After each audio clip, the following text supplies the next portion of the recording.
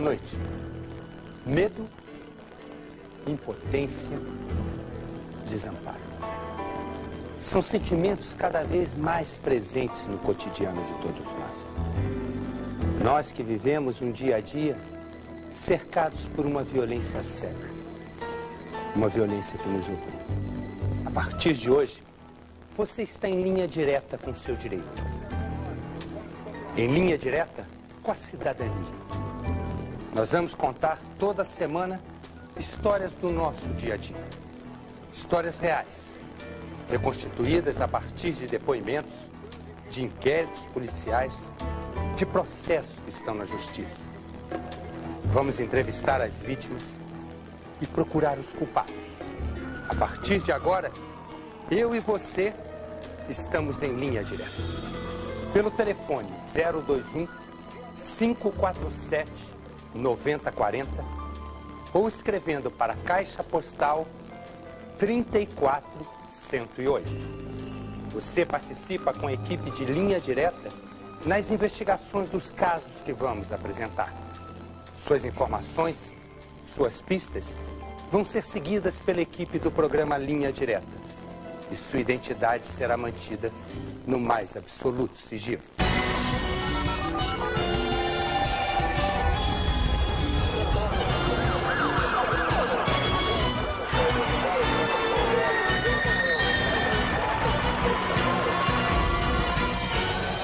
Só no ano passado, 6.000 pessoas morreram assassinadas no Rio de Janeiro. É o que está escrito nesta estatística da Secretaria de Segurança Pública do Estado. Só no mês de abril foram 519 assassinatos. 17 pessoas morreram por dia. É a matemática da vida. A história que vamos mostrar é de Ana Carolina da Costa Lima, 18 anos. A estudante nasceu a 26 de abril de 79 e morreu dia 14 de abril de 98, às 10h50 da noite. Foi brutalmente assassinada com 4 tiros, a cerca de 200 metros do Palácio do Governo do Rio.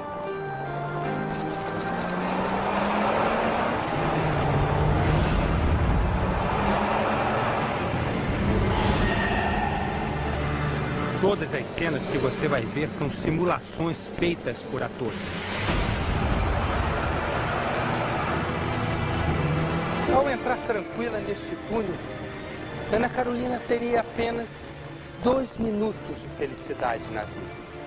Andaria pouco mais de 1.000 metros. Lá fora um destino traiçoeiro a esperar.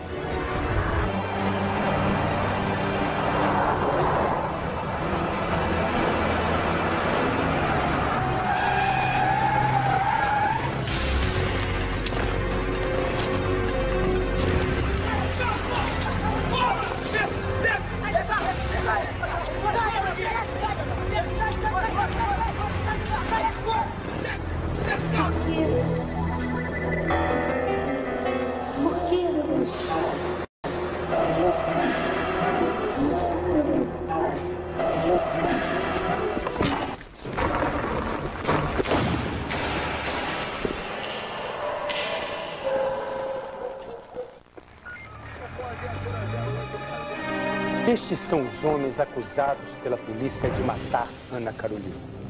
O primeiro deles é Leandro dos Santos, o Teto, que já está preso.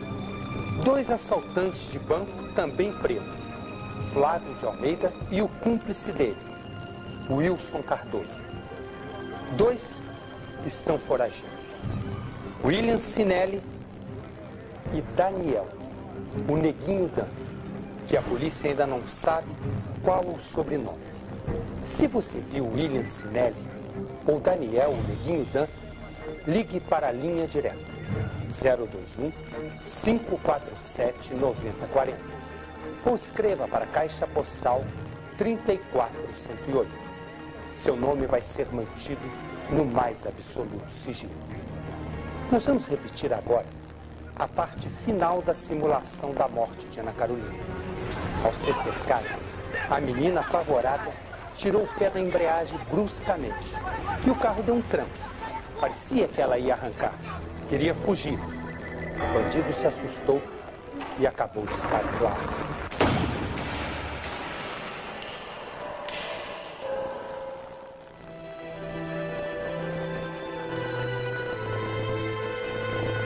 Perder um filho para qualquer pai é uma situação totalmente irreparável, uma dor irreparável que você não esquece nunca para um pai, para uma mãe. Agora, no caso da Carol, foi pior ainda, porque foi um motivo muito torpe. O bandido sem escrúpulos, duas mocinhas em defesa, sendo metralhada, porque um pé escorregou no pedal do carro e o carro deu um tranco. Não dá nem para explicar, né? Por que, Ana Carolina? Foi acaso? Foi coincidência? Ou ela foi escolhida previamente pelos criminosos?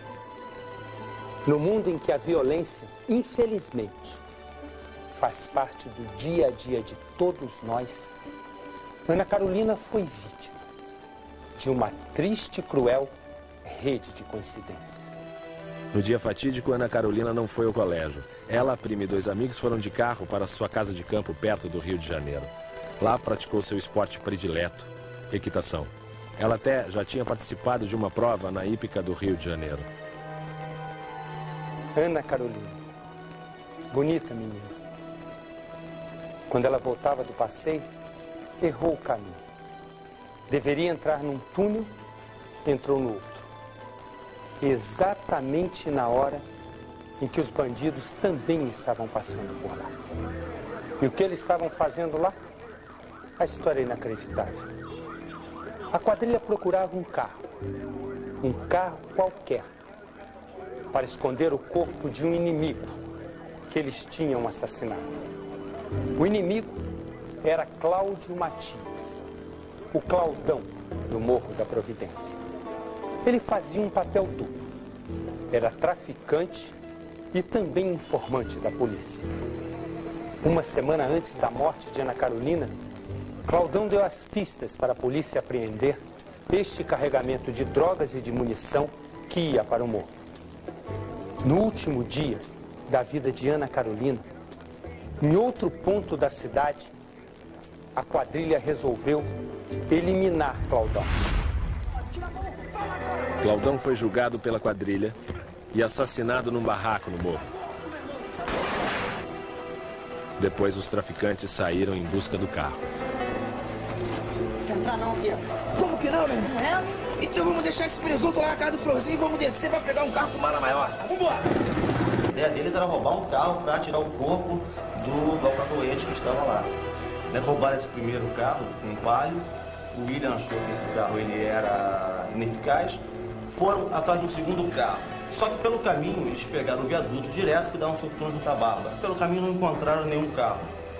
Por azar da Carol, da Ana Carolina, o carro dela passou na frente do carro deles. Eles acharam que aquele carro era conveniente, que era o ideal, né? Tentaram uma abordagem mais na frente, em Laranjeiras. A abordagem também não deu certo, né? A Ana Carolina veio a falecer.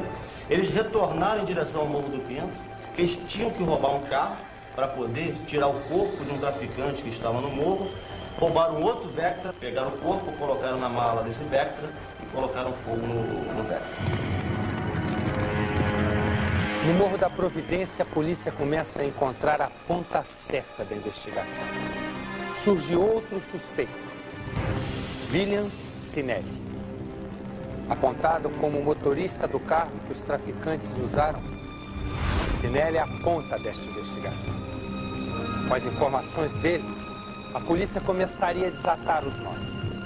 O parceiro de crime de Sinelli acabou indo fazer companhia a ele na cadeia. Leandro dos Santos, o Teta.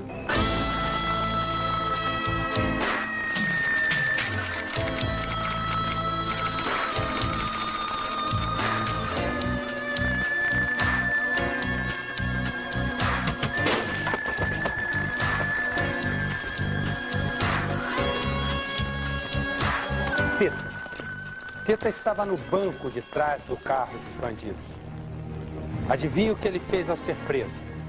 A mesma coisa que Sinelli. Entregou seus parceiros de crime. os motoqueiros que perseguiram Ana Carolina no túnel, Flávio de Almeida e Wilson Cardoso, assaltantes de banco. Sinelli, Flávio, Wilson, Sinelli. Sinelli fugiu em 16 de julho de 98. Fugiu de uma forma inacreditável. Escapou de uma delegacia considerada das mais seguras do Rio de Janeiro.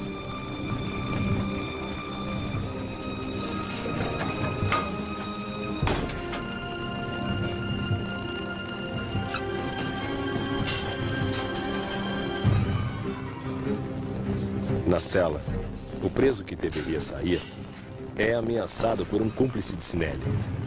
A troca é feita. William Sinelli fica livre. Sinelli saiu pela porta da frente, sem nenhum problema. Naquele dia,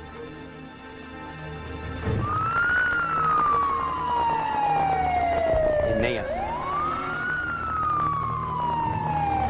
A fuga dele foi uma troca de nomes, né, de uma pessoa que teria um alvará e ele saiu no lugar dela. Né? Foi uma displicência, talvez, do policial, né, só na hora que se pode avaliar.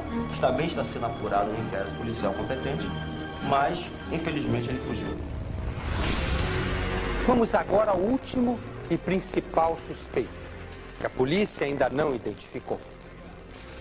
Ele é conhecido como Daniel, ou Neguinho Dan, apontado pelos outros 4 como responsável pelos tiros disparados por um fuzil AK-47, como este, de fabricação russa, e que dispara 750 tiros por minuto. Ana Carolina foi morta por uma arma igual a essa. Você sabe o paradeiro dele?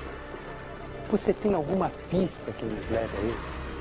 Se você tem, ligue para a linha direta 021 547 9040 ou escreva para a Caixa Postal 34108.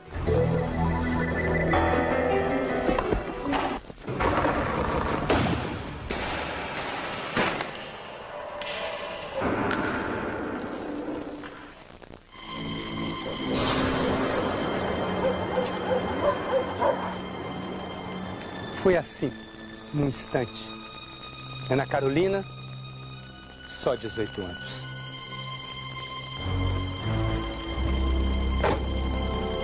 Tentativa de roubo, seguida de morte.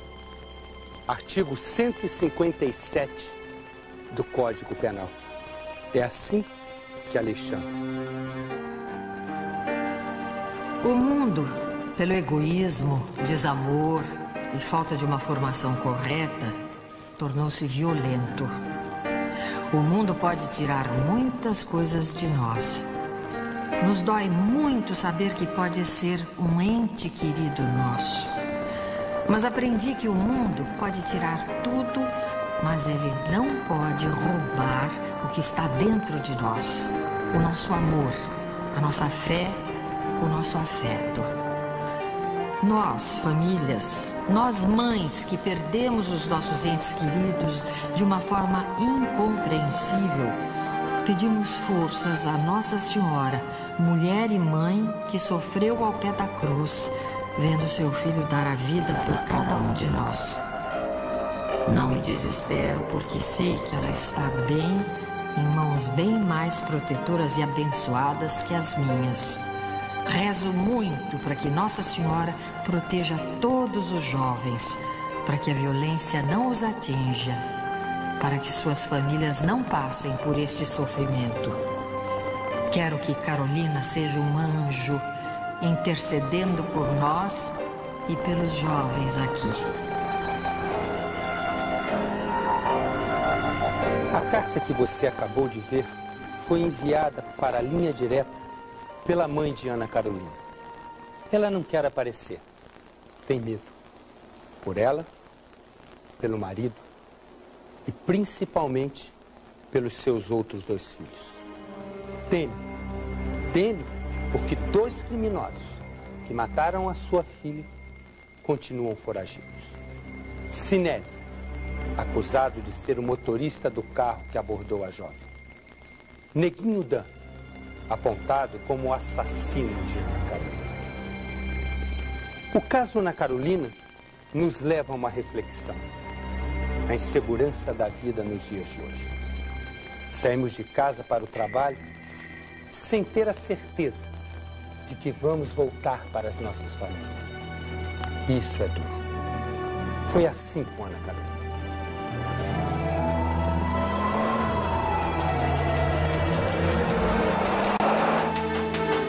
Você acredita na história oficial? Na história oficial da morte de Paulo César Farias, o braço direito do ex-presidente Fernando Collor de Mello? PC morreu do jeito como conta? 3 anos depois da morte de Paulo César Farias, o assunto volta ao noticiário, com revelações que põem em dúvida tudo o que até hoje foi investigado pela polícia e pela perícia oficial. Linha Direta investigou e agora você vai saber. Uma notícia de bastidor. A quem queira em Alagoas que a atual investigação do caso PC mais uma vez não dê em nada. A trama terminaria com a seguinte conclusão. Suzana realmente teria sido assassinada e o autor do crime, escolhido, seria o sargento da Polícia Militar, Rinaldo da Silva Lima. Justamente um dos seguranças de PC que foi assassinado em Maceió, no dia 2 de abril deste ano. O culpado, então, é o morto. Mas hoje é difícil sustentar essa hipótese. Primeiro é preciso saber uma outra notícia que Linha Direta investigou. Dias antes da tragédia na Casa da Praia, tentaram estrangular Suzana Marcolino. Este laudo, assinado por 4 peritos e 7 professores da Faculdade de Ciências Médicas da Santa Casa de São Paulo, da Faculdade de Medicina da Universidade de São Paulo e da Escola Paulista de Medicina, mostra que Suzana Marcolino estava com o osso do pescoço, o ocioide, quebrado por estrangulamento. O laudo assegura que a tentativa de esganar Suzana aconteceu de 2 a 4 semanas antes dela morrer ao lado de PC. A Justiça alagoana agora acredita que, se chegar ao agressor da namorada de PC, está próximo de descobrir o verdadeiro assassino. Diante de tanta confusão, o promotor Luiz Vasconcelos decidiu. Nós só vamos conseguir esclarecer isso definitivamente nesse debate, nessa reunião que vai ter agora no dia 17 próximo, com todos os peritos e médicos legistas que subscreveram os 2 laudos. Daqui a pouco a gente volta. O livro é a da morte de Paulo César Farias, o tesoureiro de campanha e braço direito do ex-presidente Fernando Collor de Mello. E a da morte de Suzana Marcolino, a namorada de PC. O inquérito policial diz que Suzana matou PC e depois se suicidou. Você acredita nessa história? 3 anos depois, a morte de Suzana e de PC volta a mobilizar o Brasil. Linha Direta começa a mostrar agora uma investigação que teve início em fevereiro deste ano, há quase 4 meses. Percorremos 5 estados atrás de pistas. Ouvimos 5 peritos que contestam a história oficial. Não há nenhum elemento convincente, nenhum elemento técnico, científico, que nos permita afirmar que ela matou PC.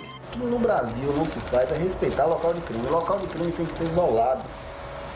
A gente só pode examinar o local do crime se ele tiver com preservação total.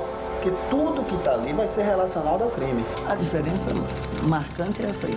Não foi ao mesmo tempo, não foi com 1 hora de diferença, nem 2, nem 3, foi muito mais. Mostramos as contradições e as falhas ao perito oficial, o médico legista Fortunato Badam Palhares, que reconhece. Então o que nós precisamos? Demonstrar que realmente Suzana tinha 1,67 m e não 1,57 m. E, infelizmente, nós esquecemos de anotar isso no nosso laudo. Linha Direta começa a desmontar a história oficial. Vamos apresentar as contradições da investigação das mortes. apontar as falhas e demonstrar as evidências de que uma terceira pessoa poderia ter entrado no quarto e ser o verdadeiro assassino. Você gostaria de entrar nesse quarto comigo?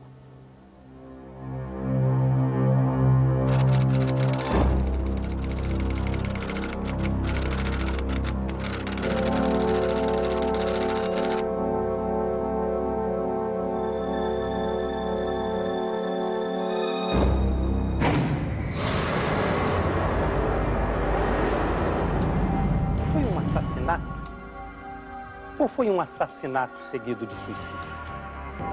Ou teria sido uma queima de arquivo? No início deste ano, a equipe de linha direta começou a investigar o caso PC. Nós recebemos um telefonema que nos avisava de que novas pistas surgiriam. Nossa dúvida era, e continua sendo a mesma de milhões de brasileiros: como morreram Paulo César Farias e Suzana Marcolino? O que teria acontecido neste quarto, na praia de Guaxuma, no litoral de Maceió? Porque em menos de 4 horas, as autoridades de Alagoas já tinham a resposta. Eu estou convencido que foi um crime passional.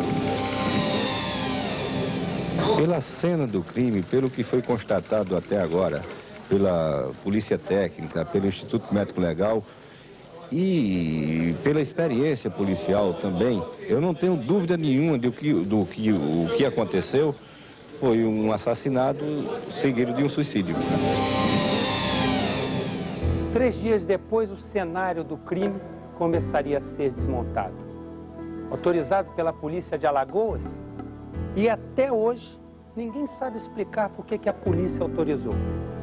A família de PC queimou o colchão e as roupas que cobriam a cama onde ele e a namorada foram encontrados. Vestígios de sangue, um fio de cabelo, pedaços de tecido, são rastros que poderiam, numa análise de laboratório, mudar a história, foram eliminados.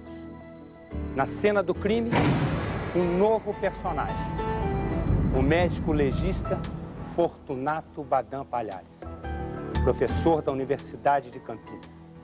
Ele seria o responsável por avaliar ou contestar o laudo da polícia alagoana. A técnica, a boa técnica, manda que você preserve todo o material para uma eventual contraprova, como nós fizemos com todo o material que nós colhemos, né? Nós guardamos tudo para contraprova e é uma técnica. Tá? Mas o grande problema é o momento que o perito viveu. Né? O momento em que esta situação toda aconteceu. Perguntaram para ele, pode queimar? Aquilo estava insuportável, um cheiro nauseabundo e tal.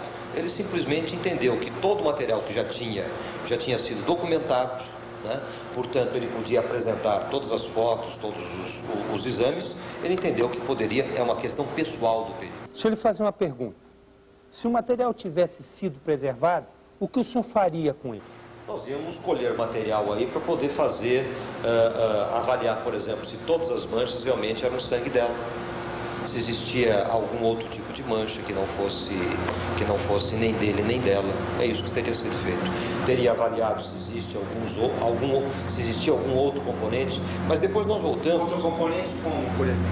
Como, por exemplo, provas residográficas eventuais, enfim, tipo pelo, qualquer coisa que pudesse estar presente.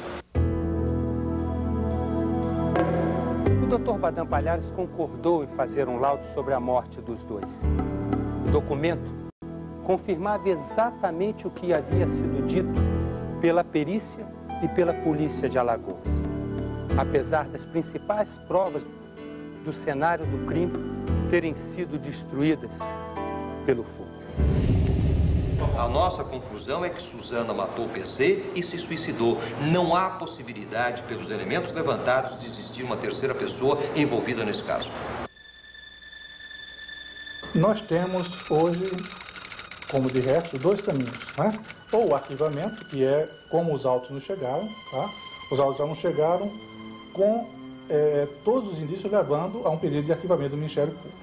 Só que qualquer que seja a medida ou a posição que eu tome, ela será, eu tenho consciência disso, extremamente contestada por uma parte. Chegaram a audácia de uma das ligações ser feita para mim numa reunião com toda a cúpula da segurança do Estado, em plena reunião, dizendo que não fosse à frente, que arquivasse, que era o melhor que eu tinha que fazer, senão me mataria. O que eu tenho hoje é a versão do suicídio, do homicídio com suicídio, né? Esta versão implica, juridicamente, em arquivamento.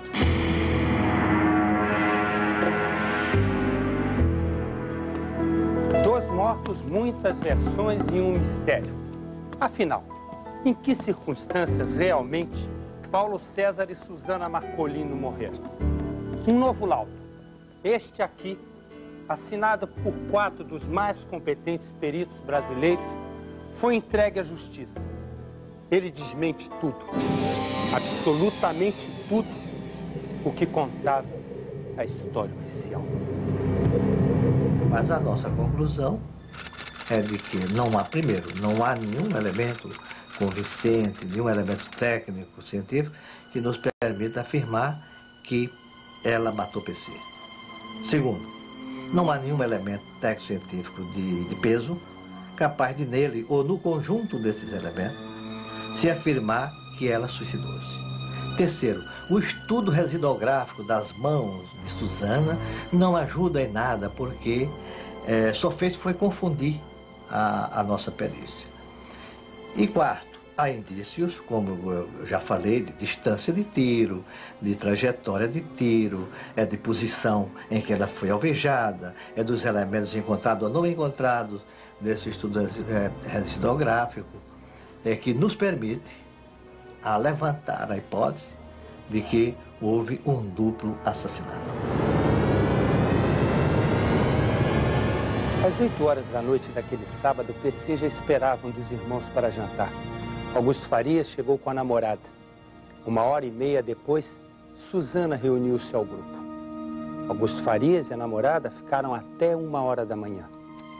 A partir daí... Só às 9 da manhã, 8 horas depois de Augusto Farias despedir-se de PC, é que voltou a ter movimento na casa.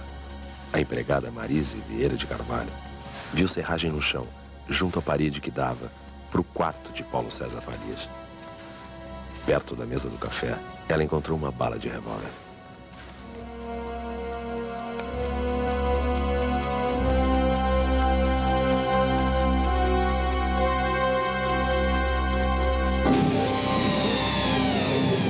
Por que num crime envolvendo um homem que guardava tantos segredos, a perícia não procurou impressões digitais na louça do jantar, nas louças e talheres preparados para o café da manhã?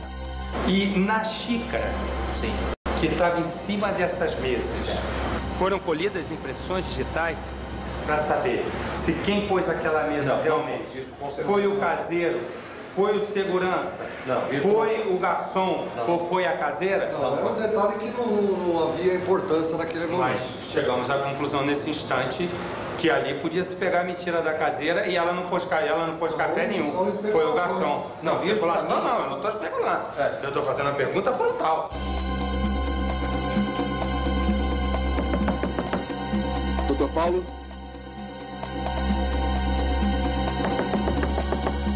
Doutor Paulo? Doutor Augusto Farias? Doutor Augusto, acho melhor você ouvir pra cá. Tem alguma coisa esquisita acontecendo por aqui. Doutor Augusto mandou arrombar a janela. Isso, vai, ali. Já percebi. Isso. Vai, cuidado pra não se cortar. Aqui, ali. Pronto.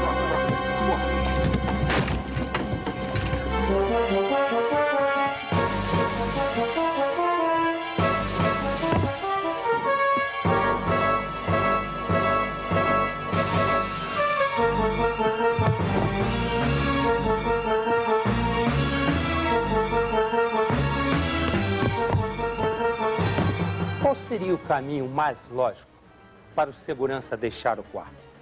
Com 10 anos de experiência policial, Reinaldo saiu daqui sem tocar na porta, sem olhar a chave, sem verificar se atrás da porta havia um assassino escondido no corredor, que dá acesso do quarto à sala, onde A mesa do café da manhã estava colocada para Paulo César e Suzana. A única vez que o segurança tocou nesta porta e na porta do quarto foi para dar entrada ao irmão de PC, o deputado Augusto Farias.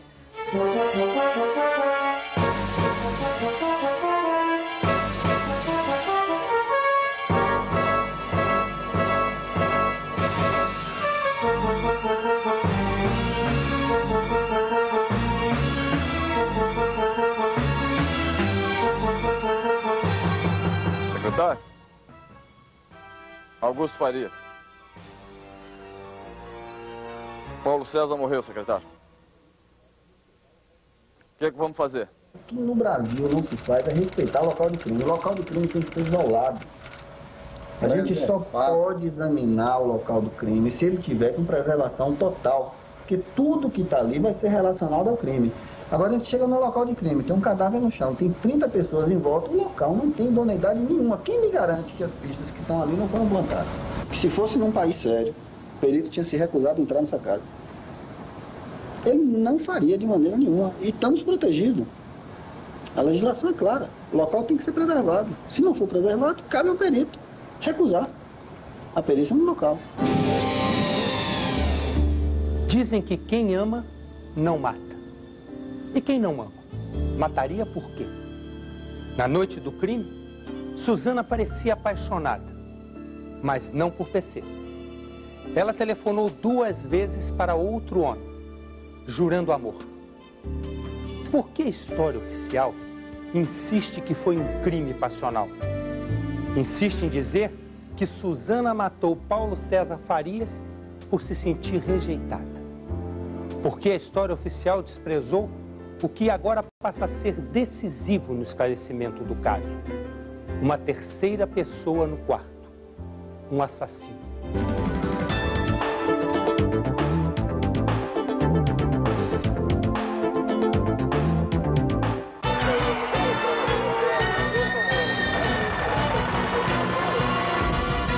Que se arrastam há 3 anos.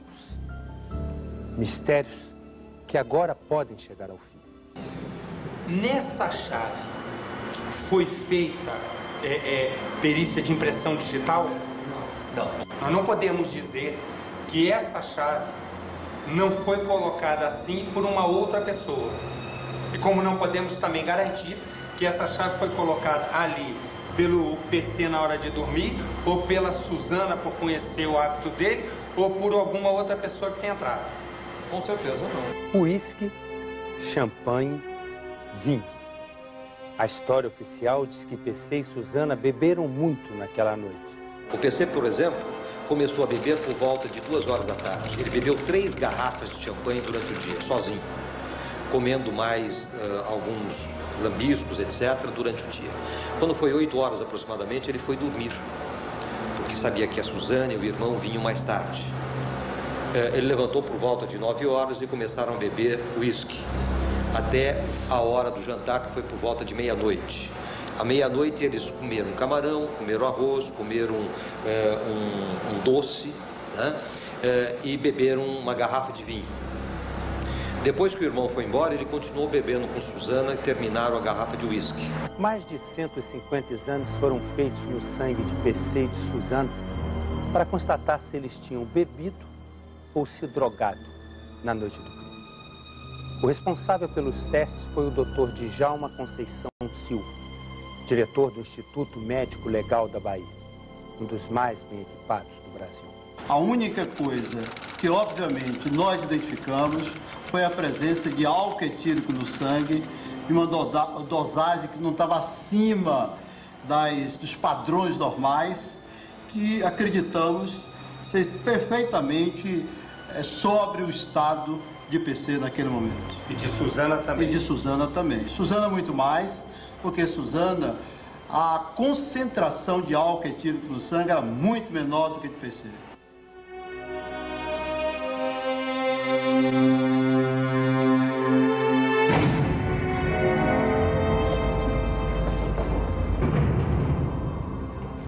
É possível determinar a hora da morte de uma pessoa.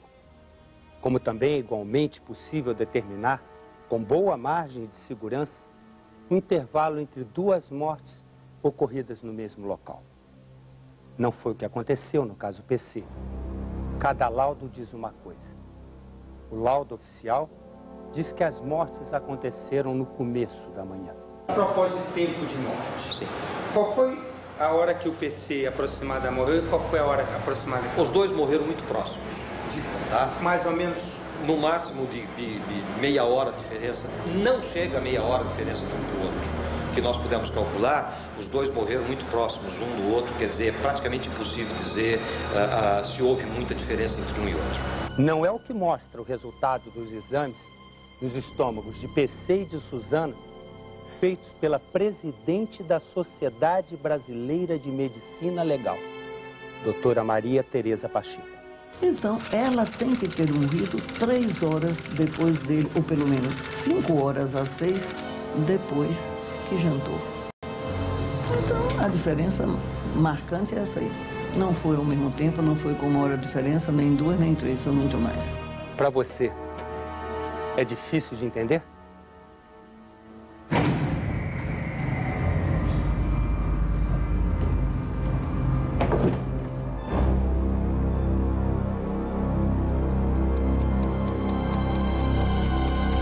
Outros mistérios daquela madrugada na casa da praia. Eu e você vamos voltar no tempo. Suzana Marcolino usou o telefone celular pelo menos 3 vezes, mas não chamou a polícia e também não tentou fugir. Por quê? Como Suzana teve frieza para passar tanto tempo ao lado de PC morto? Como ficou rodando nestes 10 metros quadrados, dividindo espaço com o namorado morto? Como ela teve sangue frio para ainda fazer ligações de um telefone celular? Às 3h54, 1 hora depois, às 4h57. E às 5 horas da manhã, Suzana ligou para um amigo dentista em São Paulo.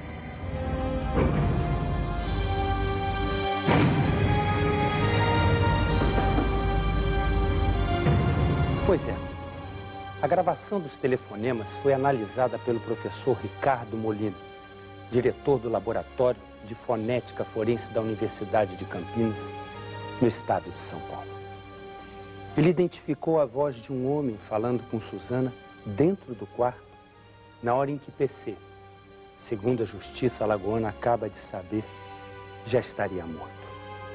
Linha Direta vai mostrar agora uma cópia da gravação original dos telefonemas de Suzana. Eu liguei para você, Suzana, para dizer que eu nunca vou insistir com você. Tenho certeza que eu vou lhe encontrar. E em algum lugar, te dou um beijo.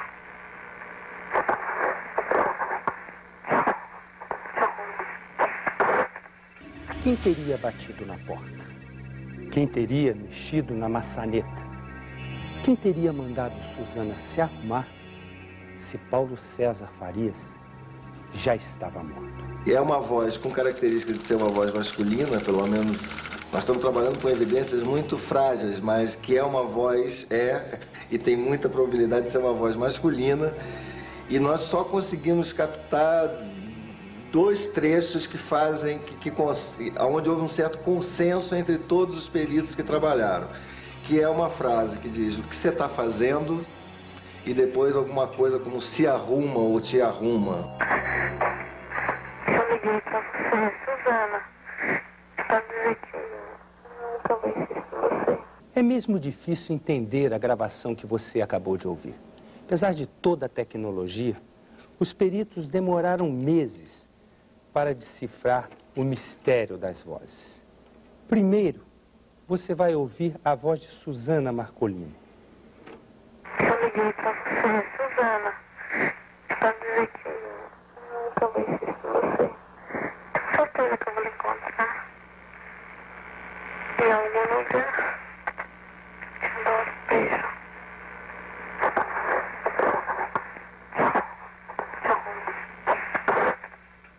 Agora, preste atenção. Este é o barulho das batidas na porta.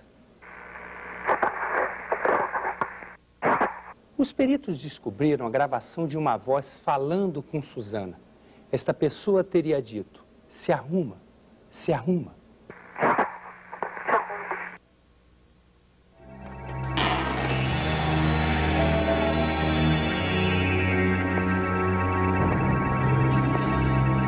Esta voz que aparece na fita levanta a hipótese da presença de uma terceira pessoa na cena do crime.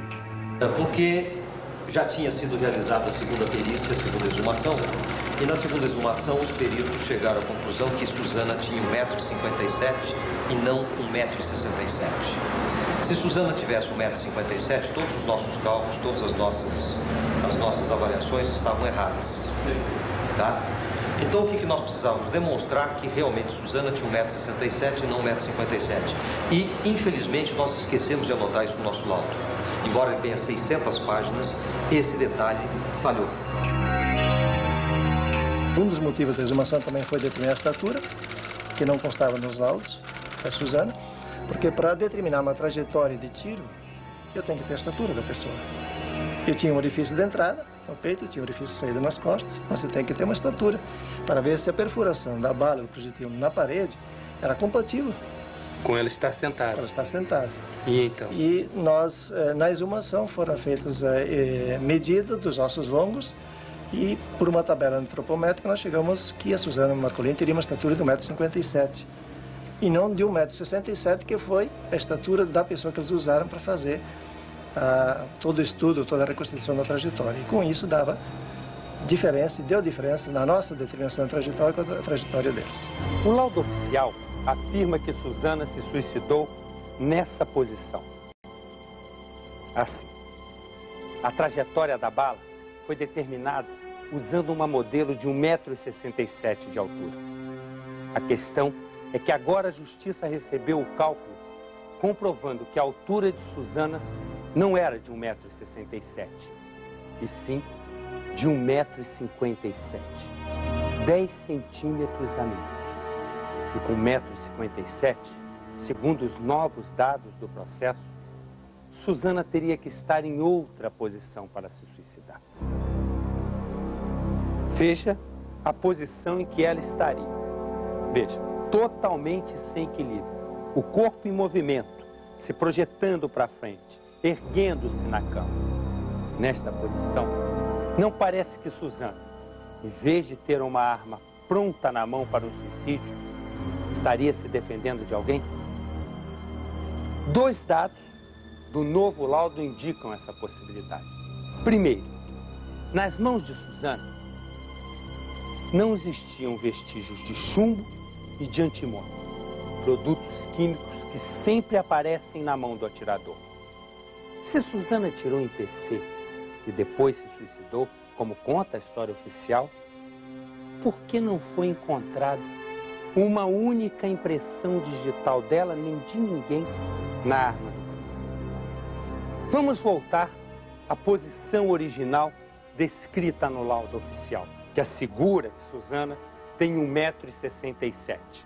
Se esse dado for correto, mesmo assim, algo continuaria errado. Porque o tiro entrou na altura da 4ª costela e saiu aqui atrás, na altura da 9ª costela. Dessa maneira, espera que eu vou medir. A posição do tiro, exatamente aqui, teria saído um pouco acima do travesseiro e não aqui. Agora a linha direta vai trazer outras revelações do caso PC. Informações confirmadas por documentos e pelo promotor Luiz Vasconcelos, encarregado de denunciar à justiça o que aconteceu na casa de praia de Guaxum. A primeira informação exclusiva. Esta foto revela uma mentira que só os parentes de Suzana Marcolini poderiam perceber. Quem descobriu foi o promotor. Ao ser encontrada morta, Suzana estava de sutiã, uma peça íntima que jamais usava. As pessoas também que foram ouvidas nessa segunda fase de investigação, todas que tinham relativa proximidade com a Suzana, inclusive os familiares, que são pessoas bastante íntimas, atestaram claramente de que a Suzana era uma jovem que não gostava, muito pelo contrário, ela odiava o uso do sutiã. E isso é facilmente comprovado pelas várias fotos que nós temos, onde ela sempre está sem sutiã. E segundo a mãe e a própria irmã, ela só usava esta peça íntima quando a roupa não admitia pela devassabilidade o uso sem o sutiã. Este é o depoimento da irmã de Suzana, Ana Luísa Marcolino. Ela confirma na página 6 a informação do promotor. E o mais grave, o sutiã que Suzana usava naquele dia era de um manequim menor. Nós observamos que, efetivamente, ao ser retirada essa peça, o corpo estava extremamente marcado, mas aí já tinham algumas horas da morte dela também, né?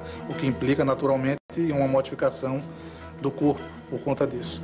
Agora, a irmã estranha, efetivamente, esse fato de que ela fosse dormir de sutiã, uma coisa que ela não tinha prática nem acordada, quanto mais indo dormir. Neste depoimento, o irmão de Suzana, Jerônimo Marcolino Filho, diz que a namorada de PC teria sido espancada antes de morrer. Segundo o irmão, os depoimentos que ele nos prestou agora, ele disse que foi uma das preocupações dele isso. Observou o corpo todo da Suzana e viu um hematoma, um inchaço muito grande na testa, um hematoma também na panturrilha direita e no lábio superior, pelo lado interno, estaria extremamente inchado e com sangue coagulado pelo lado de dentro, ferido um pouco. O promotor Luiz Vasconcelos não acredita que Suzana matou o PC. Nós estamos checando todas essas possibilidades, né? Que um dos pontos que você analisa quando está investigando um possível assassinato são os motivos que levaram a pessoa àquilo. E até agora, de tudo que nós ouvimos, esses motivos estão cada vez mais distantes.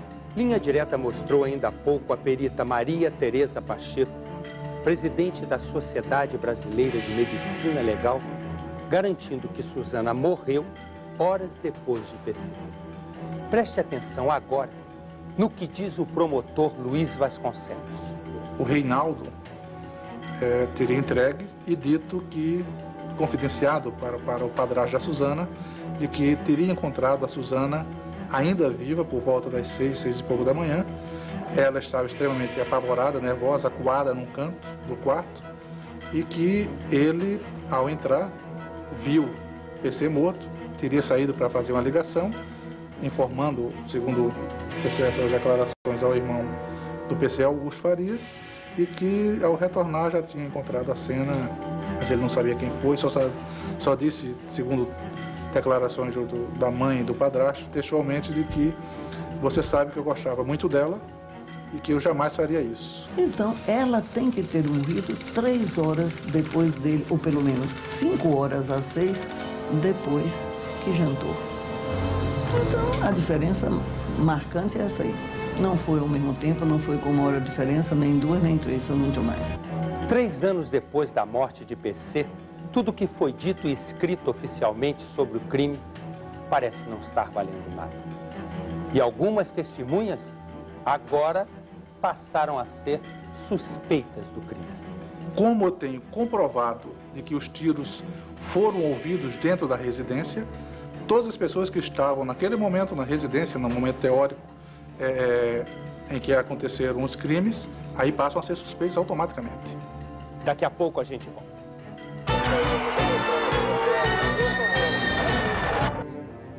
De quem é aquela voz no quarto?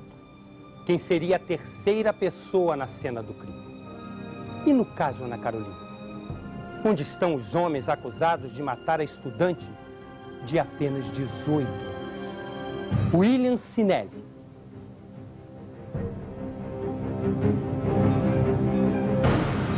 E Daniel, o Neguinho Dan. Se você tem alguma informação do caso PC Farias, ou se você sabe do paradeiro dos assassinos de Ana Carolina, ligue para a linha direta 021 547-9040. Repetindo, 021 547-9040. Ou escreva para a Caixa Postal 34108. Suas informações vão ser investigadas pela equipe de Linha Direta. E seu nome será mantido no mais absoluto sigilo. Na próxima semana, você vai ver. Uma quadrilha de 60 bandidos espalha terror pelo interior do Brasil. Entre as vítimas, um rapaz que passou 38 dias dentro de um buraco. Um homem de 82 anos. E um rapaz que viveu horas de desespero dentro de uma gaiola.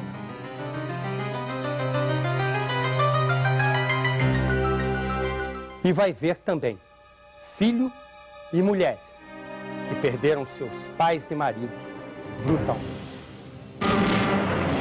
A morte na estrada, premeditada, fria, cruel. Roubo de caminhões, um comércio rendoso que só no ano passado movimentou cerca de 225 milhões de reais e levou mais de 200 vidas. A vítima, o caminhoneiro. São vidas, são pessoas que saem de casa para trabalhar, para ganhar seu pão, para sustentar sua família e não voltam mais. Na próxima quinta-feira, nos vemos de novo, aqui, em Linha Direta, logo depois de Suave Veneno. Fique agora com Você Decide, com Celso Freitas. Uma boa noite.